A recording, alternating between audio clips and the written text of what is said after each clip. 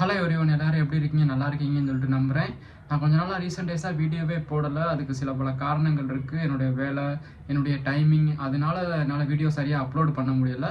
அதனால் இப்போ நான் வந்து இந்த வீடியோ மூலியமாக உங்களுக்கு என்ன சொல்ல வரேன் அப்படின்னா, ஏன் வீடியோ போடலை அப்படின்ற கான்செப்டெல்லாம் நான் உள்ளே கொண்டு வரல.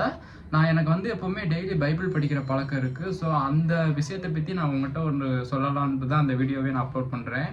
ஸோ நம்மளாம் வந்து ஒரு சில பேர் நினச்சிட்டு இருப்போம், அதாவது ஒரு சில பேர் தப்பு பண்ணுவாங்க, ஒரு சில பேர் வந்து எந்த தப்பும் எந்த பாவமும் பண்ணாமல் இருப்பாங்க.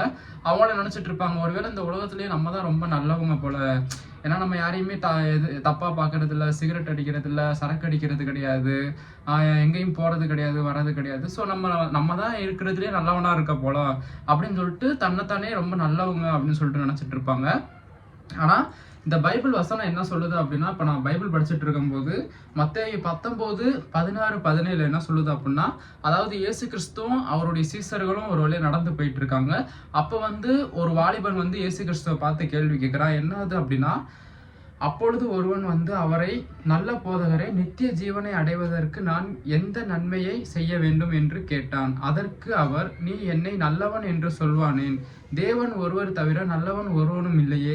நீ ஜீவனில் பிரவேசிக்க விரும்பினால் கற்பனைகளை கைக்கொள் என்றார்.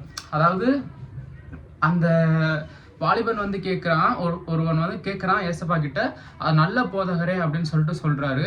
அதுக்கு ஏசு கிறிஸ்து என்ன சொல்கிறாரு, நீ எப்படி என்ன நல்லவன் சொல்லலாம்? இந்த பூமியில் வந்து யாருமே நல்லவங்க கிடையாது. ஸோ இந்த வசனத்தை திருப்பி படிக்கிறேன். என்னை நல்லவன் என்று சொல்வானேன்? தேவன் ஒருவர் தவிர நல்லவன் ஒருவனும் இல்லை. அதாவது தேவன், கடவுள் ஒருவரை தவிர நல்லவன் இந்த பூமியில் ஒருத்தருமே இல்லை அப்படின்னு சொல்லியிருக்காங்க. ஸோ நம்மளை வந்து ஏதாவது ஒரு விஷயத்தில் இல்லை ஏதாவது ஒரு இடத்துல வந்து கண்டிப்பாக பாவம் பண்ணியிருப்போம். அதாவது இதே பைபிள் வசனம் என்ன சொல்லுது அப்படின்னா, ஒரு ஸ்திரியை இச்சையோடு பார்க்கிற எவனும் அந்த ஸ்திரியோட விபச்சாரம் செய்ததாயிற்று. அதாவது செய்ய போறான்றது கிடையாது, செய்து முடிச்சிட்டான், ஆல்ரெடி ஃபினிஷ்ட் அப்படின்றதான் வசனமே சொல்லுது. அந்த ஸ்திரியை இச்சையோடு பார்க்கிறா அப்படின்னா அந்த ஸ்திரியோட அவன் விபச்சாரம் செஞ்சு முடிச்சுட்டான் அப்படின்னு சொல்லிதான் பைபிள் சொல்லுது. ஸோ அதனால இந்த பூமியில வந்து யாருமே நல்லவங்களா இருக்க தகுதியே நல்லவங்களா ஃபர்ஸ்ட் இருக்கவே முடியாது. ஏன்னா கண்டிப்பா நம்மளே அறியாமல் ஏதாவது ஒரு கெட்ட வார்த்தையை பேசியிருப்போம், இல்லை ஏதாவது ஒன்று பண்ணியிருப்போம். ஸோ நண்பர்களோட சேர்ந்து போகக்கூடாத இடத்துக்கு போயிருந்திருப்போம். சினிமாவுக்கு போகிறது, அங்கே வந்து சில விஷயங்கள் வந்து அந்த காரியத்துக்கு அடிக்ட் ஆகுறது. ஸோ அது கூட வந்து ஒரு சில விஷயங்கள் பாவம் தான். சினிமா பார்க்கறது தப்பு இல்லை அப்படின்னு பைபிளில் எங்கேயுமே போடலை அப்படின்னு சொல்லிட்டு நீங்கள் சொல்லலாம். ஆனால் சினிமா பார்த்தா அந்த ஹீரோ மாதிரியே நம்மளும் ஆட்டிடியூட் பண்ணுறது வந்து பாவம், தப்பு தான். ஸோ அதனால வந்து இந்த பூமியில் நல்லவன் ஒருவனும் கிடையாது அப்படின்னு சொல்லிட்டு ஏசப்பா சொல்லியிருக்காங்க. உடனே நீங்கள் யோசிக்கலாம், அப்போ வந்து நீங்கள் இயேசு கிறிஸ்துவ கடவுள்னு சொல்கிறீங்க, ஆனால் அவரும் இந்த பூமியில் தான் வாழ்ந்திருக்காரு. ஸோ அவரே நல்லவர் இல்லைன்னு எப்படியா சொல்கிறாரு? அப்போ அவர் கடவுள் கிடையாதுல, சாதாரண மனுஷன் தானே அப்படின்னு சொல்லிட்டு நீங்கள் யோசிக்கலாம். ஸோ முக்கியமான விஷயம் என்ன அப்படின்னா, அவர் வந்து இந்த பூமியில் ஒரு மனுஷங்க வந்து இப்படி தான் வாழணும் அப்படின்னு சொல்கிறத கற்றுக் கொடுத்துட்டு நமக்கு போயிருக்காரு. ஆக்சுவலாக அவர் கடவுள் தான். நம்ம செஞ்ச பாவங்களுக்காண்டி இந்த பூமிக்கு வந்து மனுஷங்க வந்து இப்படிதான் வாழணும் அப்படின்ற ஒரு ரோல் மாடலுக்காண்டி அவர் வந்திருக்காரு. அதுக்குன்னு அவர் வந்து மனுஷனா, கடவுள் இல்லை மனுஷன் தான் அப்படின்றது கிடையாது. இந்த பூமியில அவர் வந்து நமக்கு எப்படி வாழணும்னு கற்றுக் கொடுத்துட்டு போயிருந்திருக்காரோ அதனால அவர் சொல்றாரு, பூமியில இருக்க எவனும் நல்லவன் கிடையாது, ஸோ தேவன் ஒருவர் நல்லவர் அப்படின்றத சொல்லியிருக்காரு. அதனால இயேசு கிறிஸ்துவ நீங்க கடவுள் இல்லை மனுஷன்னு நினைக்கக்கூடாது.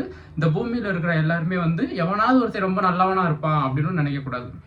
கண்டிப்பாக ஒவ்வொரு மனுஷனுக்குள்ளேயும் ஏதாவது ஒரு பாவம் இருக்கும். ஸோ அந்த பாவத்தை போக்குறதுக்காண்டி தான் ஜீசஸ் வந்து இந்த பூமிக்கு கடவுளாக இறங்கி வந்திருக்காங்க. இந்த விஷயத்த தான் நான் உங்கள்கிட்ட சொல்லணும்னு நினச்சேன். நான் சொல்ல வேண்டிய விஷயத்த சொல்லி முடிச்சுட்டேன். இந்த விஷயம் உங்களுக்கு பிடிச்சிருந்துச்சு அப்படின்னா இந்த வீடியோ வந்து உங்கள் கிறிஸ்டின் ஃப்ரெண்ட்ஸுக்கு மட்டும் இல்லாமல் மற்ற ஃப்ரெண்ட்ஸுக்கும் ஷேர் பண்ணுங்கள். ஸோ இந்த வீடியோவில் வந்து நான் ஏதாவது தப்பாவோ இல்லை மிஸ்டேக்காவோ சொல்லியிருந்தேன் அப்படின்னா அதை கண்டிப்பாக நீங்கள் கமெண்ட் செக்ஷனில் சொல்லலாம். அப்போ தான் நான் வந்து அதை புரிஞ்சுக்கிட்டு நம்ம என்ன சொல்லியிருக்கோம் அப்படின்றது வந்து என் மிஸ்டேக் எனக்கு தெரியும். ஸோ தேங்க்யூ ஃபார் வாட்சிங் திஸ் வீடியோ கைஸ். தேங்க்யூ. மறக்காமல் நம்ம சேனலை சப்ஸ்கிரைப் பண்ணிடுங்க. சப்ஸ்கிரைபர் குறைஞ்சிக்கிட்டே போகிறாங்க வீடியோ போடாததுனால.